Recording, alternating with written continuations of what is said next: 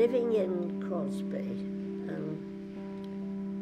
we would come on the bus into Liverpool, and we never wanted to go further because there was so much to do in Liverpool. There was so many shops. The shops in Church Street and Renshaw Street were excellent.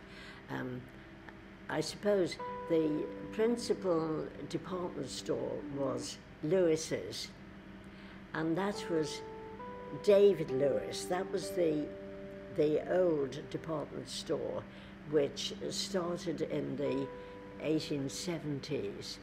But there was also George Henry Lee, which has evolved now into John Lewis store in Liverpool 1. But when it was in Church Street, it was called George Henry Lee's.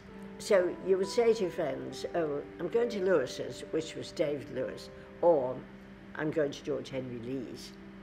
During the war, the Girls Friendly Society had a cafe in Liverpool, and my university friends and myself used to go there for lunch from the university, and that was just 1 and sixpence, a shilling and sixpence. Lewis's Cafe had 2 orchestras playing. They had 2 cafes. One was cheaper than the other, and of course we 2 girls, my sister and I, were still at school, so we went to the cheaper one.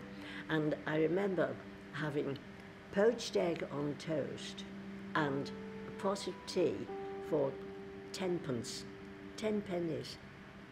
And we listened to the orchestra playing. It wasn't a band, it was an orchestra.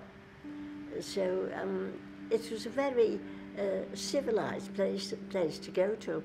Cooper's store was on the corner of Church Street and South John Street.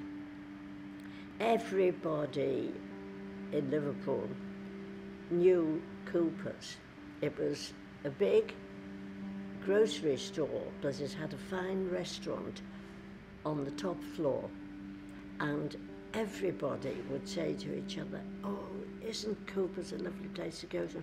The smell of coffee, because it was real coffee, the smell of coffee would be all over Church Street. Everybody knew it, and so you just had to go to Cooper's. Reece's had a big restaurant there, and they used to have a dance on a Saturday night. When we felt we had a bit of money to spare, we would go to Watson and Prickard, which is a gentleman's outfitters, but they opened a cafe and they introduced the smorgasbord, a Swedish self-service cafe, and you could go in there and have as much food as you liked for £0.5.